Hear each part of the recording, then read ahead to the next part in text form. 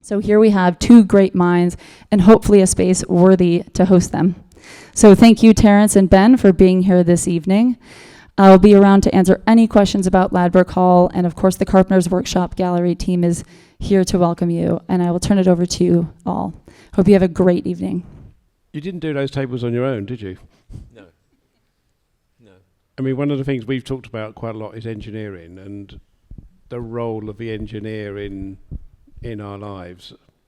It's fundamental. I mean, I think they are the facilitators of our dreams. You know, you can conjure up any sort of creative work that you want, but it's the engineers that help you achieve it. So this was a collaboration with John Barnard. I met John at the RSA many years ago when I was asked to put on some talks to celebrate the faculty of role designers for industry, and that was when I first met John. Rachel. Yeah, why she suddenly appeared, but anyway. Yeah, just references of some minimalist work and artist work that really influenced me. So that's where I met John. In fact, one of his designs will come up in a minute behind us. Right. But I mean, I've always been rather kind of fascinated by engineers because, they make everything stand up. Yeah, yeah. And I mean, I'm married to an architect, and the kind of ambitions of architects are realised by engineers, but we don't know many of them. You know, they're the kind of part of the wider team, but the unsung heroes of creativity. That's absolutely true. I mean, even John, I think he's rather modest. You know, that's the Ferrari 641, which is strangely enough.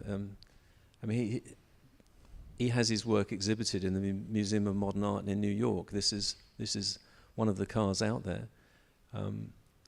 Alain Prost won his world championship in a design by John. It's remarkable. All the Formula One, most of the Formula One teams, the majority of the Formula One teams are based in the UK. So that says an awful lot about the engineering here in the UK.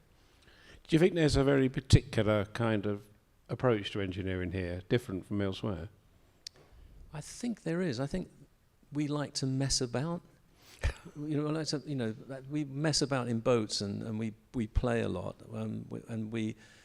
I think we're maybe prepared to fail more than other people. I think that other countries might have a more rigid approach to engineering, but yeah, we do like messing about, and we're prepared to get it wrong as well. Well, it's not just Formula One either, is there? I mean, you've got all those specialist hi-fi companies doing remarkable things. Yeah.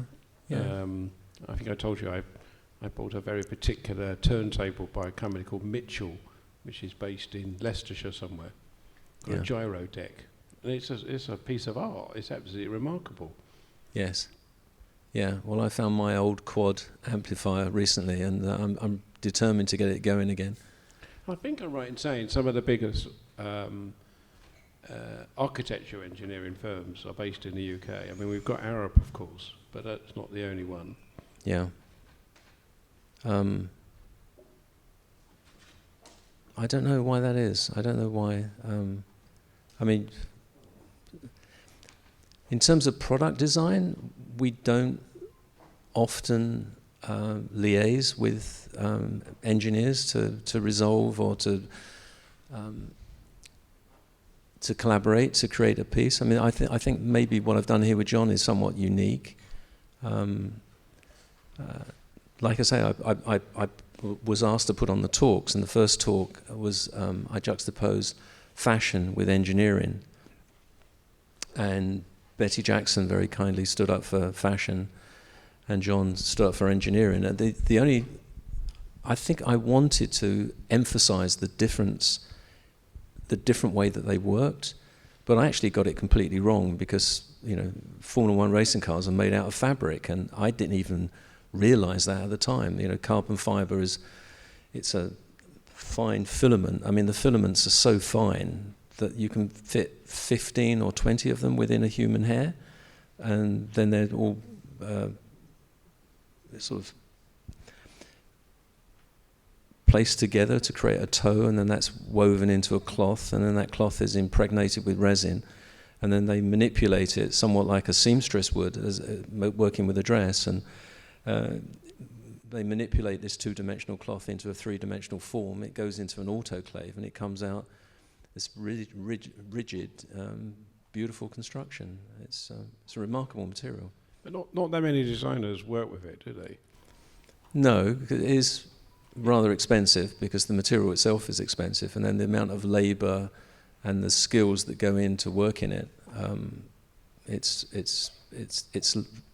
just takes a very, very long time. I mean, the time that it goes into the autoclave and the time it comes out is a number of hours, and you know these autoclaves are big. You know, they're temperature controlled, very precisely controlled.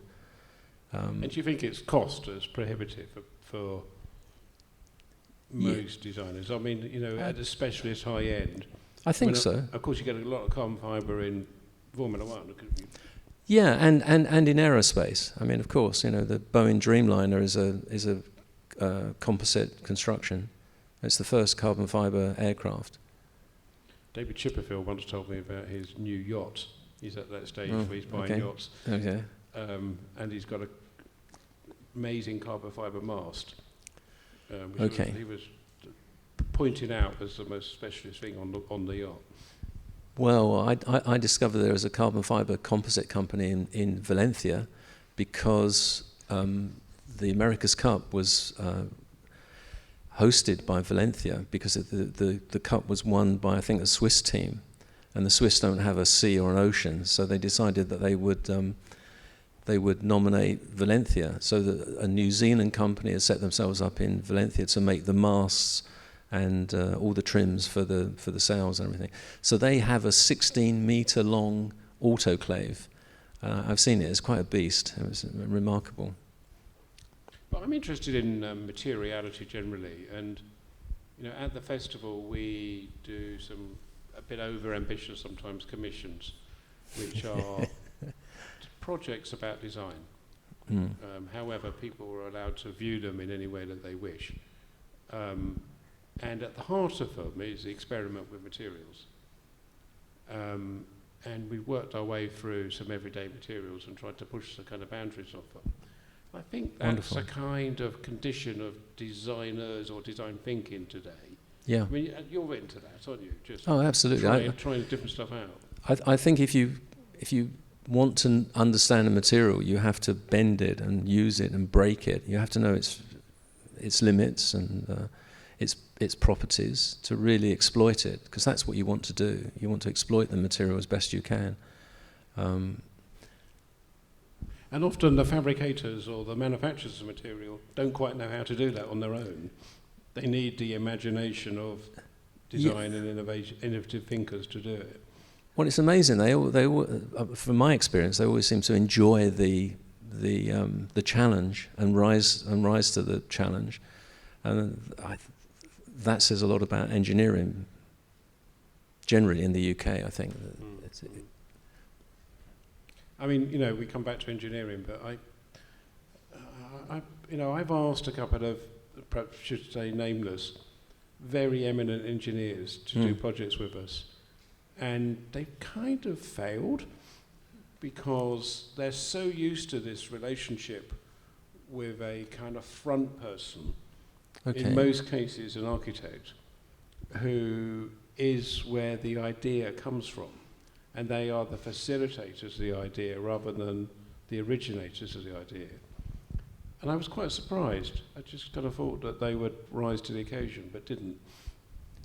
So they couldn't see they didn't have the vision to see the design or the creation. We were asking them to do a project with us. Okay. And just to remind everyone, these projects are kind of very public facing, often on a kind of unusual scale.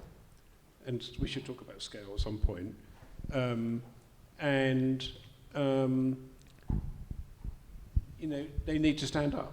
They don't stand up on their own. You know, and you know, obviously engineers have the skills to do that.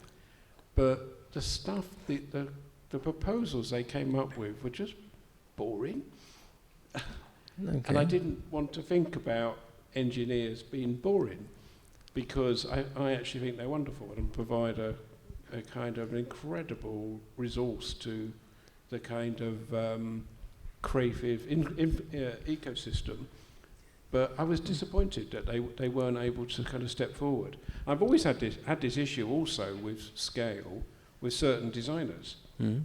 You know, and we often do stuff in the space between a chair and a building. Mm. And it's a space that not many people work in. And you ask someone who doesn't do things bigger than a piece of furniture, and they struggle. And again, they should name nameless, but there's a couple of world-famous designers who really have not been able to cope with playing with scale. I think that's quite normal. I mean, I do. I think you tend to specialise in your own sort of format, your own scale.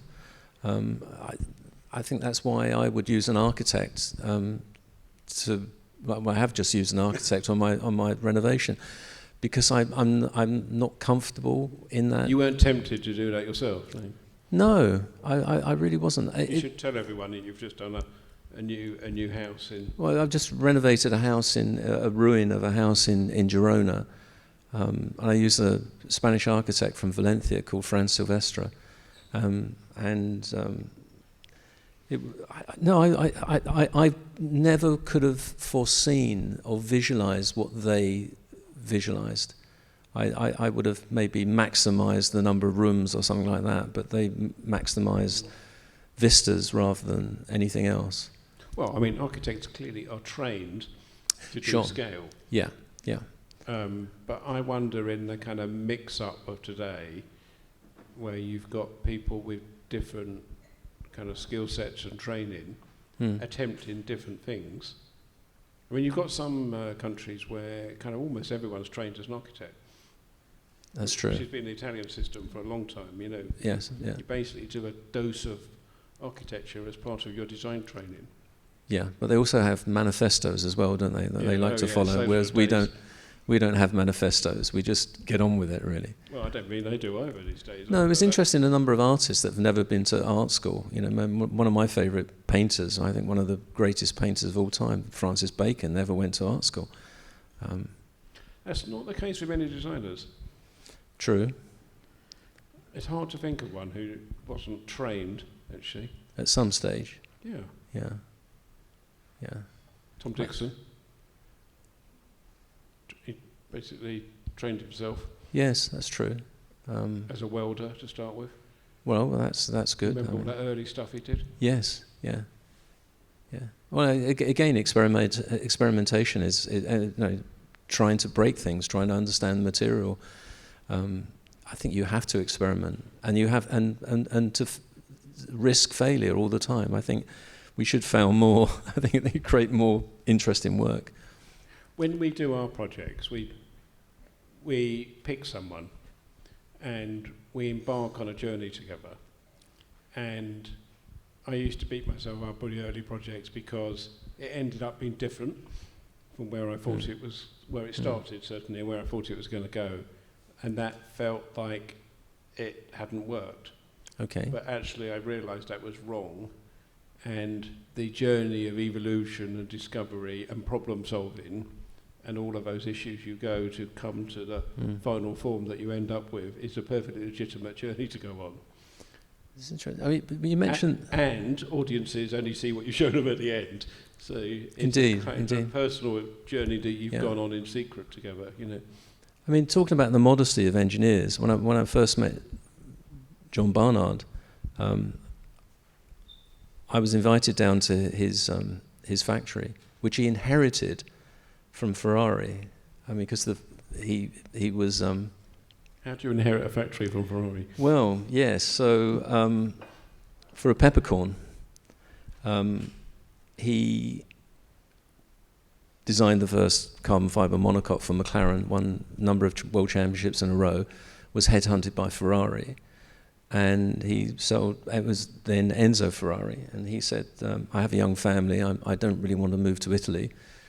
And they wanted him so much, they said, that's okay, we're we set up a design office in Guildford, and this was in the 80s.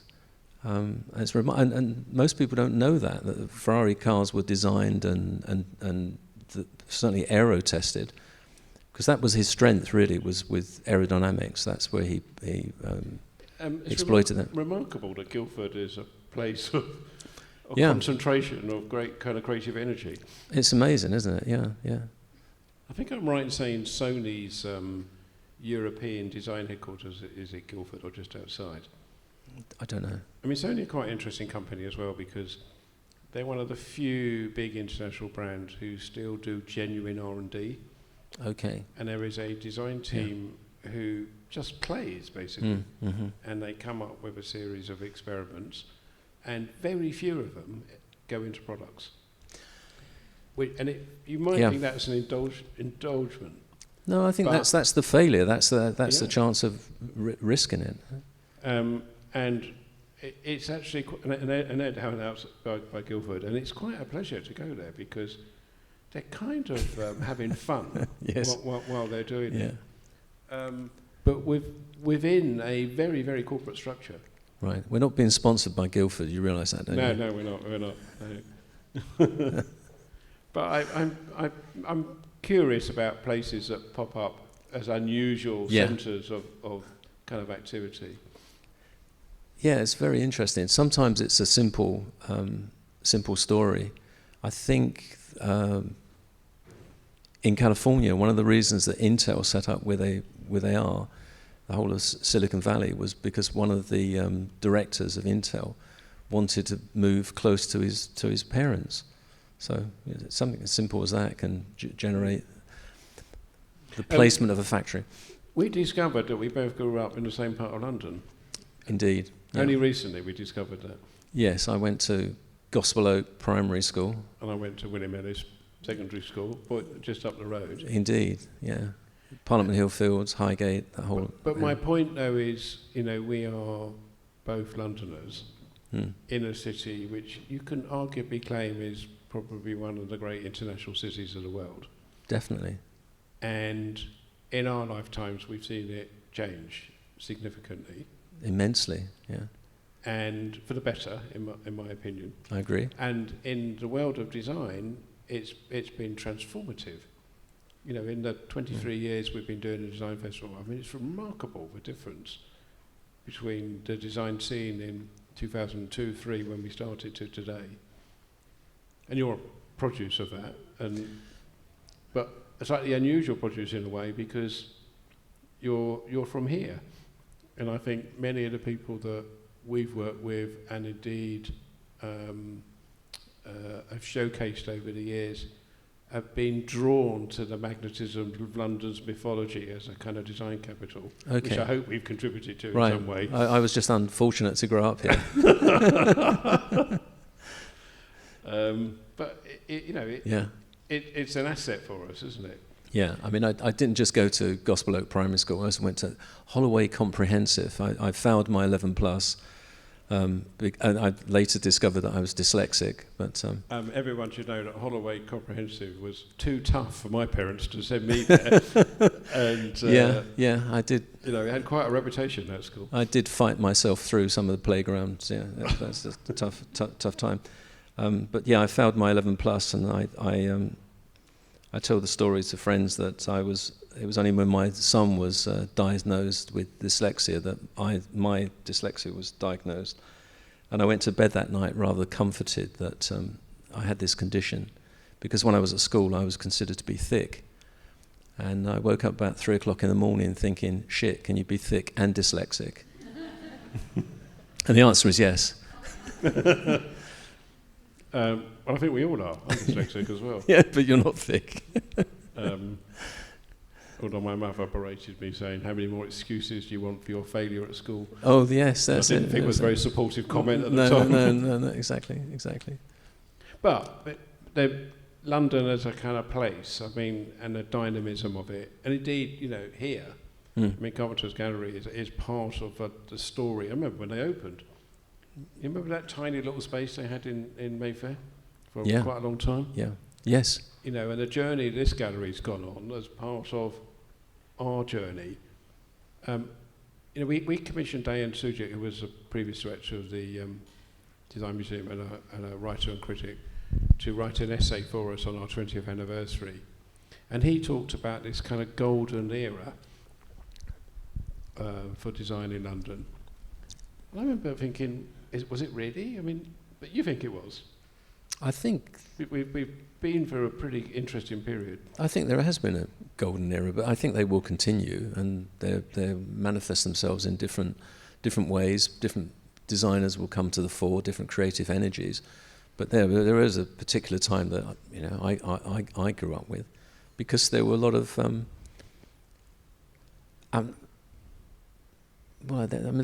lots of people really promoted it in different ways. Do you think you do British design? Not really. I've never seen that. I've never had a manifesto. I've been influenced by, obviously, modernism, by minimalism. I mean, some of the images here, Michael Craig Martin, yes, which is at the Gagosian in King's Cross. To have galleries like that in London is also sort of is an endorsement of London's importance, relevance. I can remember being asked by journalists about what was British design today, which I thought was a bit like you, a kind of not relevant question, because this idea about national boundaries in design seems to have kind of disintegrated for most places. Yeah, certainly for an international city like London. I mean, I was very influenced by what I saw when I lived in Belgium for a number of years and moved around, and what I saw in Holland. And the lovely thing about Brussels is that with 2 hours drive you can be in Amsterdam, or 2 hours south you can be in Paris, or in Koblenz, or in Cologne, or in the Ardennes, where my favourite designer lived, Adolf. Which Adolf? Adolf Sax, who designed the saxophone. Yes. I thought you were going to say Adolf Loos or something like that. Exactly. It's not a very popular name these days, is it? But no, Adolf Sax designed the saxophone. He was trying to perfect the French horn, I understand, but came up with the saxophone, which I'm a great fan of. But we're both also products of the design education system here, which has had a kind of preeminent position for quite a long time. Questionable whether it still is, but anyway. Well, since Prince Albert in, the 1840s or 1850s, post the Great Exhibition. Yeah. Out of which came the Royal College of Art and all sorts of other institutions. Sure. And I think we've enjoyed this kind of migration of the best talent from abroad, particularly European. Yes. Which, of course, we've managed to close the door for that. You can still come as a European student, you've just got to pay international fees now, which puts off lots of people. Terrible. But we've benefited from decades of talent coming to this country. People like Zaha, people like Ron, all of these people like Martino more recently. Long may it continue. Well, I know, but I worry that pendulum has swung a little bit, and that's kind of changing. Yeah, that's very sad. I mean, I think in some cases the demise of the workshop is upsets me and annoys me a lot, because I think you can't just design on a computer. You've got to work with paper, card, plasticine, and model. And the sooner you get into 3D, the better. Actually build something, and you need workshops to do that. You need to break things. You need to make them and break them, and just play with materials in a workshop. It's so important. But we don't make things in the way that we used to in this country, do we? No, but if you have that fundamental knowledge, then you really can push the envelope. And I think it's a bit like jazz. If you have the fundamental knowledge of music, then you can start to twist it and manipulate it, and it creates something more interesting. That's my take anyway. That's my rant. But I've just been doing a bit of stuff in Istanbul recently, and Turkey's an interesting country in lots of ways, but it's a country which still manufactures, and it's a country with a very kind of strong and rather healthy craft and design tradition, and a materiality. Mm-hmm. And I mean, arguably their challenge is to kind of modernise and provide good quality design thinking to all of those resources and assets that they've got. Okay. Yeah. But that's harder for us because most of that's disappeared, isn't it? Yeah, and that's very sad. I mean, Is it different in Spain? Do you encountered that at all there? I don't know enough about Spanish industry. I think there was a wonderful renaissance in Spanish design with the demise of Franco. You saw, Barcelona with, Javier Mariscal, and the Valencia Furniture Fair became really important and relevant, and there were lots of wonderful designs coming on. Those, incredible companies in Barcelona. So there was that. Yeah, it's different. It's a different format. Spain is different to Italy. Italy is different to France. Different to Germany, and I think that's nice to have those separate cultures. Really, it does inform the work. Although I did say I'm not a British designer. I mean, I'm certainly more influenced by European design. You could also argue design is borderless. Yeah. I mean, you don't have to retrain, do you, to go and be a designer in other countries? No. I mean, it is certainly now with the internet and with all the magazines that there are. The spread of ideas is much greater now. We were talking earlier about how audiences have evolved and changed as well. And what we found in the design festival is, it's just a kind of almost like a revolution, transformation in audiences' kind of passion and interest and knowledge and confidence in their design choices. It's definitely matured. The story of some of you will remember Lucinda van der Post, who was a kind of journalist at the FT for a very long time. And I remember having a funny conversation with her, standing out at an estate agent's window, and because we both saw a place that actually looked okay and didn't need completely gutting. And there was a point when you couldn't find a property that didn't need a total makeover.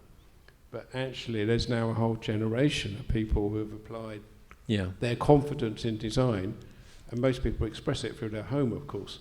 Sure. To actually do some quite good things. I think in the past you would look at a property and you would just look for the potential, what you could. It used to be like that, exactly what you can make of it. I spent my life going from one place to another, doing them all up, buying literally things that have no roofs and things like that. So, but we were a bit more ambitious, perhaps. No. But we were also talking about the ambition of, those. I think the influence of these design makeover programs on the TV and people with no skill background or knowledge, never done a project like this before, do not work in any way in the design or architecture world, taking on these super ambitious projects and somehow getting to the end of them. It's quite amazing, really. I think, I think that's very illustrative of the kind of change of audiences, actually. Yeah, there's a great value in naivety as well. Says he who just renovated a house in Girona. I mean, that was difficult. There's no naivety. You know what you're doing. I hope.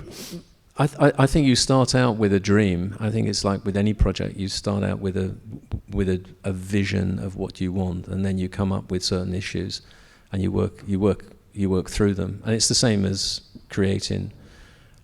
So these, above us is designed by Donald Judd, using galvanized metal, which he then lacquered with a very transparent lacquer, and the finish reminds me very much of what we've achieved with the finish of the recycled carbon fibre on the table, and then these by Donald Judd, which has big influence on me. Did you find an aesthetic as a young man, or did it take a long time to evolve? I can almost remember going as a young schoolboy to Tate then there wasn't Tate Modern. It was just the Tate Gallery in Pimlico, and seeing Turner, and going from room to room and seeing. Because I think in some ways he was one of the first abstract painters where he just was more interested in light, and you can see the transition from representational painting to almost abstraction, where it just became light. And at the end, all it was light. You almost couldn't perceive what the image was, and that excited me. And I was very excited by all the 20th century painters like Mondrian, who was looking at proportion, and Albers was looking at colour, and all these people breaking down different abstractions, and that really excited me as a young man. And then, the architecture, of course, of different people. Louis Barragan in Mexico just blew my mind. It was just wonderful colour. Says he who's showing a monochromatic series of pieces. It's interesting. People's entry into our world is often through art rather than design as a starting point, and design comes after. Art is fundamental. I mean, it's the aesthetics of it. It's the most important thing for me, and then the engineering is what allows it, facilitates that construction, and that's the excitement, really, working with these things. You have a dream, and how are we going to make it? And you push, you experiment, and then finally you can create something which excites you, which satisfies you. And you make mistakes. I mean, one of my most successful lighting designs, I made it in the workshop, which was in the basement of a house. And as I came up the steps, I dropped the light fitting. And I realized it was better as a modular design because it fell into components. And that was one of my most successful designs. It won the Red Dot Award, and it lit the Petronas Twin Towers in Kuala Lumpur from top to bottom. So I just wondered what would have happened if I hadn't dropped it. That's what I mean about failure. Sometimes you can break things intentionally or unintentionally and actually create something quite remarkable. So there are accidents that come into it as well. And I chose this image because I thought, negative space is rather interesting, because I never saw these chairs looking like this. Inspirational. But Rachel's been obsessed with that. Rachel White-Reed. Yeah, fantastic, remarkable. I mean, we're old enough, and I was involved with Art Angel, who were the commissioning organisation at the time. But of the house, yeah, in East London, was arguably one of the greatest bits of art. Yeah, that we destroyed. Well, it didn't last long, but it was a remarkable project. Yeah. And its relationship with space and architecture was just such a kind of powerful thread. You start to look at things differently when you see the space that you don't see, that negative space, that form. It's just another perspective, and I think it helps. My own journey was my mum making me go to a lecture when I was about 15. Oh, okay. God, that sounds terrible, a lecture. Anyway, the lecture turned out to be Richard Rogers. Wonderful. Talking about the Pompidou Centre, which had only just been recently completed. I was like, wow. Yeah. He's amazing. That building's incredible. And that was it. I had this kind of lifelong addiction. That was it. That was the genesis. It was just this kind of moment. It was a formative period when you're trying to work out what you want to do with your life. But I'm a kind of failed architect, so I married one as compensation. But it's buildings which is my obsession. I really love architecture. Yeah. And I wish people would walk around with their eyes a bit more open, because it's here and it's above you often. People walking along the street like that and always look up. Look up. Yeah. Because it's all there for you to see. The Pompidou Centre was remarkable. I remember when I first saw it, with Renzo Piano, Richard Rogers. I mean, it was just a remarkable construction there in Paris with the wonderful what do you call it, the patio, the piazza outside. Plaza. Wonderful plaza. Yeah. Have you been in Lloyd's of London, which is arguably the more refined version of it, or the evolution of it? Not only have I been in Lloyd's of London, I actually worked in the base of Lloyd's of London. Yeah, so to fund my career, I was doing petrochemical piping design. That's where I first started. I studied engineering, first of all, so we go full circle to engineering. And I was working in Lloyd's of London, doing some of the detail design for the exterior pipes going up the side of it. And then I got really frustrated, and I walked along to the London College of Furniture, and I enrolled as a mature student, and that's how I became a designer. Well, for me, it's my favourite building in London, and it's a shame it has such limited public access. That is because the interior space is stunning. Is one of the great interior environments in this country. Yes, it's an incredible soaring atrium that goes right to the top of the building. I remember reading one of a criticism of it at the beginning, where someone said that somewhere in the North Sea there's an oil rig that looks like an office building. Well, very cruel, but untrue. I've suffered a lot of criticism over the year, but it's a great building. Yeah. Well, I recently visited Chateau Lacoste in Aix-en-Provence, where the wonderful cantilevered building by which is his last building. Yes, and it's spectacular as well. Yeah. I mean, Chateau Lacoste, I mean, I'm sure some of you would have been there, but this is owned by a Northern Irish guy called Paddy McKillen. It is. Who's a little kind of greyhound of a figure. And has a passion for wine and art. Yeah, and he's created this kind of how would you describe it? It's like an emporium of ideas and creativity. Yes. And done at the kind of highest levels. And if you're anywhere near it, it's kind of 20 minutes outside Aix-en-Provence. Make a detour to go and see it. No, it's definitely worth going to, because very interesting. Also there's possibly the last building, I'm not sure of Oscar Niemeyer, who's a Brazilian architect who I'm a great fan of. I'm a great fan of him because he lived so long. I think he died when he was 104. And still working. And still working, yeah. And why would you ever stop working? I think that's... someone said that on your deathbed, people never wish they spent more time at the office.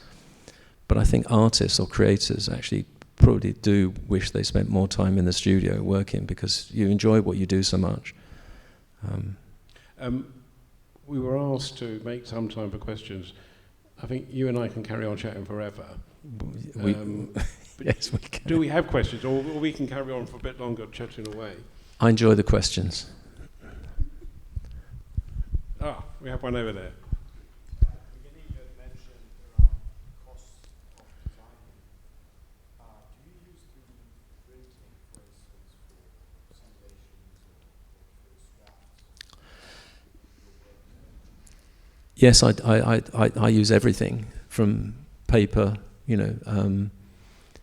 plasticine. I'm a great fan of plasticine. Very, very small models that you just get. And I often would go back and forwards. So I would maybe create it as a model, and then I would actually take it into the computer in a modeling program. I use SolidWorks, and then I would render it maybe in Keyshot, and then I would get it back, and then I maybe make a 3D print of it to analyze it, and backwards and forwards, because I have this constant conversation with myself, which is a bit, you think you're going crazy, because I think that's what you do when you're designing. You're just having a conversation with yourself. You're just trying to see what works. You're bouncing ideas off of yourself, and then finally some essential character comes out, and then you move forward. But 3D printing is an asset that I use. Yeah, I've just recently made some models of some pieces in some some designs using 3D printing. Yeah, it's invaluable, and it's also invaluable for making jigs to model other components. So yeah, it's great. For this exhibition, did you have a brief? Did you give yourself a brief, or was it just a conversation? It was a conversation. It was a conversation I had with Loic originally. The chaise longue already existed. That was something that John and I did on our own. and then the table and the desk was a natural sort of progression. There's also a cabinet which hasn't arrived. That's been one of those sort of disasters. That says more about the fabricator than the design, I have to say. And the chair was an obvious direction for me, because I wanted to exploit the material, but exploit it in a different way. You know, the desk and the table exploit the rigidity of carbon fibre, whereas the chair, I'm exploiting the flexibility of the back, so that facilitates some comfort, which was important for me. I didn't want anyone to be a slave sitting on a sculpture. It is functional art, and I wanted it to be functional. So that was the thinking behind it. Have you seen how people use? I mean, people use them as sculptural forms, or as dining room tables, or both, or? Of course. Yes, absolutely. Because it oscillates between the two, doesn't it? What do you mean oscillates between the two? Sorry. Well, I mean, you can look at your work, and indeed lots of design, through different lenses. And, you know, it could be seen as a piece of engineering, a piece of sculpture, a piece of design, a piece of technology, and all views are valid. I had this conversation many years ago with Jasper Morrison, that we actually feel that designing is more difficult, more of a challenge than art, because art, you have very few constraints, whereas we have lots of constraints. We have the ergonomic constraints, we have the manufacturing constraints, we have the cost constraints, etc. It's much more difficult, but I think for both of us the most important is the aesthetics. That's what, you know, drives our design, and that's what it has to meet first and foremost. Yeah. Yes. Designers are the Renaissance people of the 21st century, aren't they? They're the problem solvers. I can't comment. The young man at the back.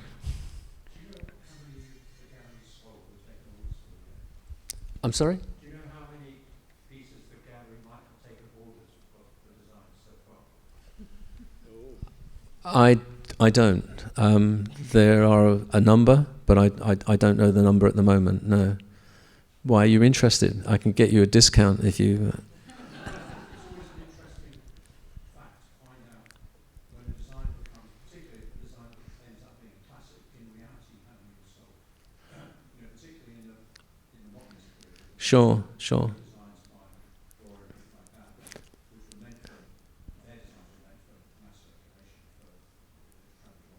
In reality, they didn't sell very many. I mean, here we're at a different end, but I'm just curious to know. No, I think it's one factor that it shows the importance of the design, that it is actually purchased and used. I mean, that's what... I mean, I speak for myself, but as a designer, all I want to have is my work realised, but I also want it to be used. I don't want it just to be just critically acclaimed. The most enjoyable thing you can have as a designer is actually see someone in a shop buying something you've designed.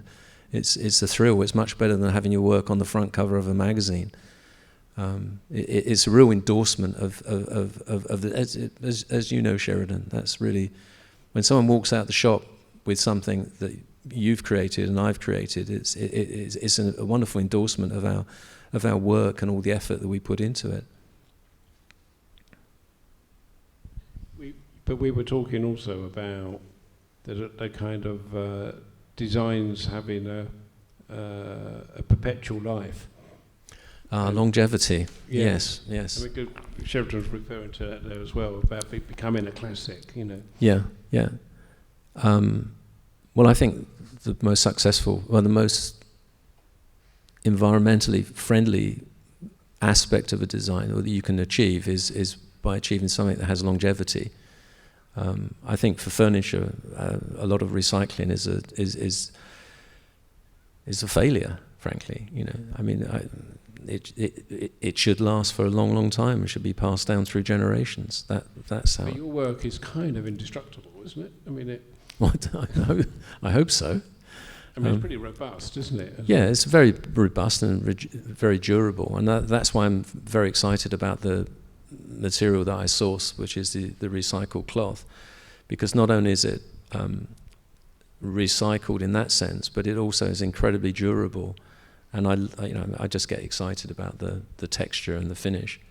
I also like that idea of it, this kind of new archaeology that perhaps in 1,000 years' time, this indestructible table is found by someone, and it's your story has been lost in time, and they're trying to understand this piece of work. Well, they're trying to understand the work, and they're also trying to understand us. What we were trying to achieve at the time. To analyze us in the future.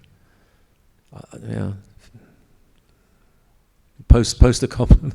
Well, it's just kind of collectors collecting ancient pieces has a certain kind of detective work about it, doesn't it? And understanding and interpretation. We're also talking about just archaeology generally and how it's a kind of an amazing kind of approach to learning and understanding, You get it now as well with journalists that try to analyse an artist's work, to try and think what was the thinking behind it, and sometimes completely wrong.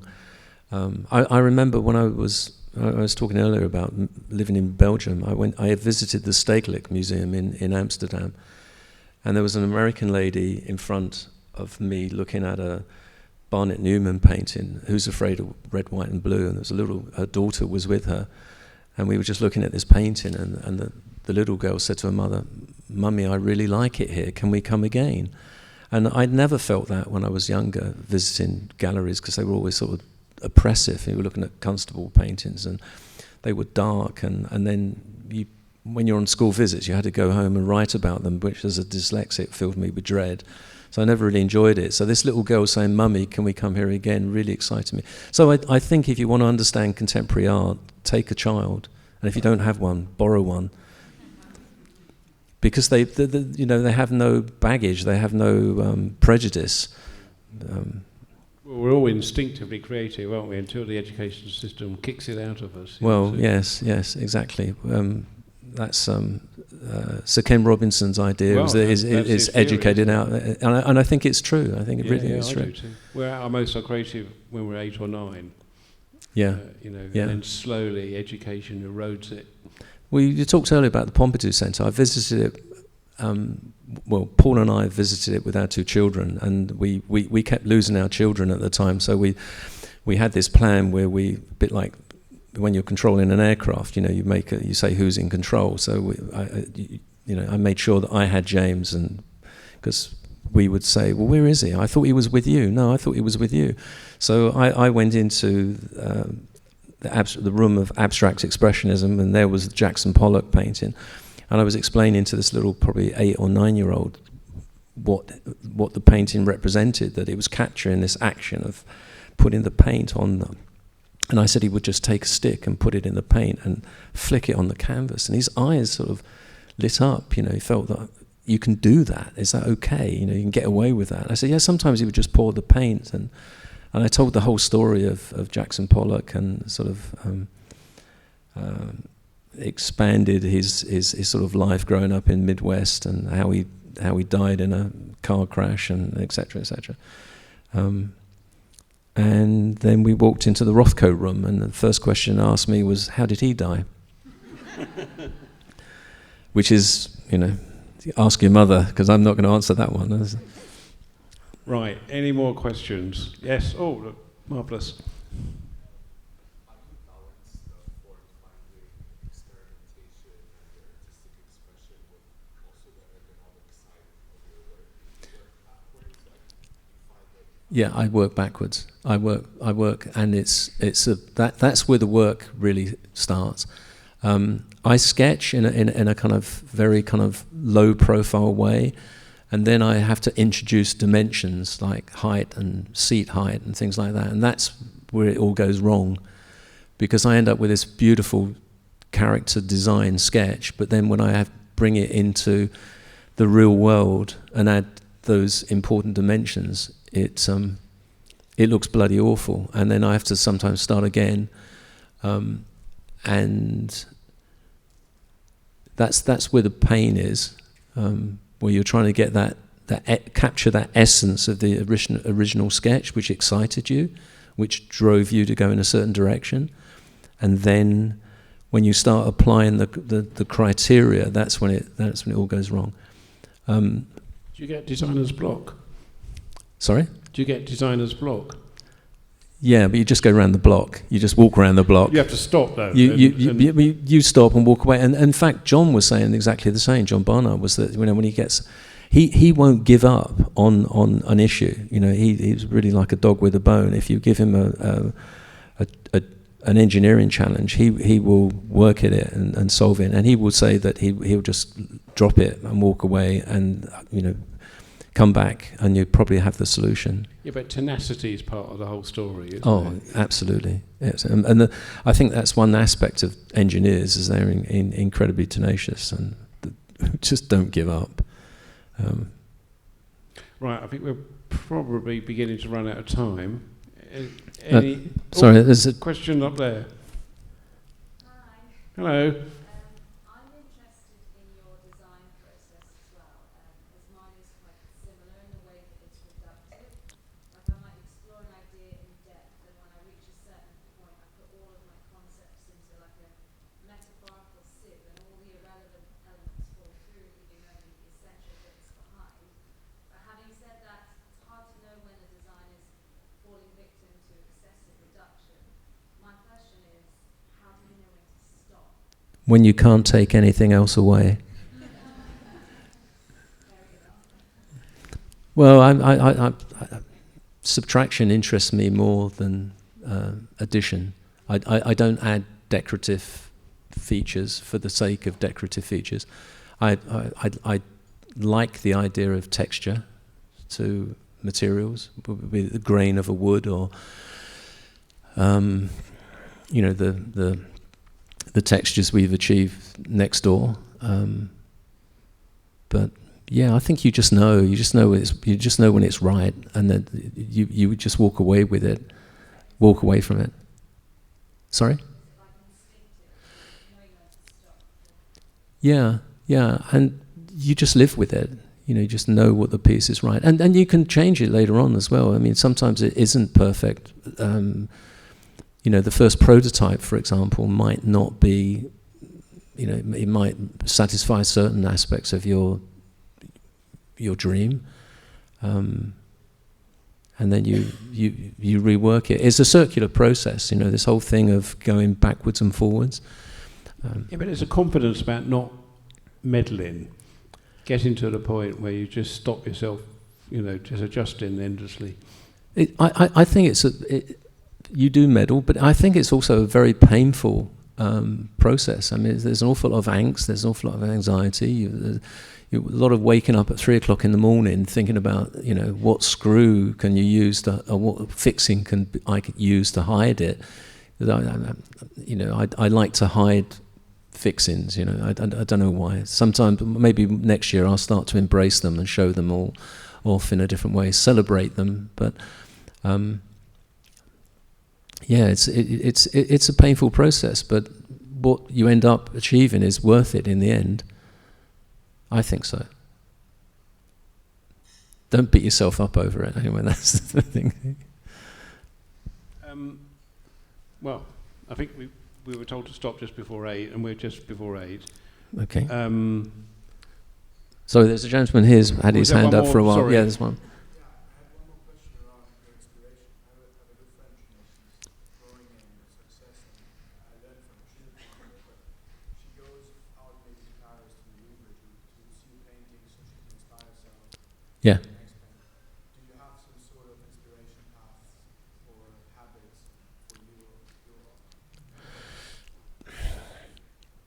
I think galleries are incredibly inspiring. I mean, even if I see something that has no relevance to what I'm working on. When I see a great work of art or a great creation, I just want to rush back to the studio. So I'm enthused that way, that I just want to get back and work, because I think, wow, I could do that.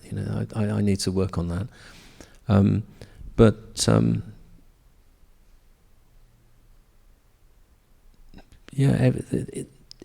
Inspiration is everywhere, and I think just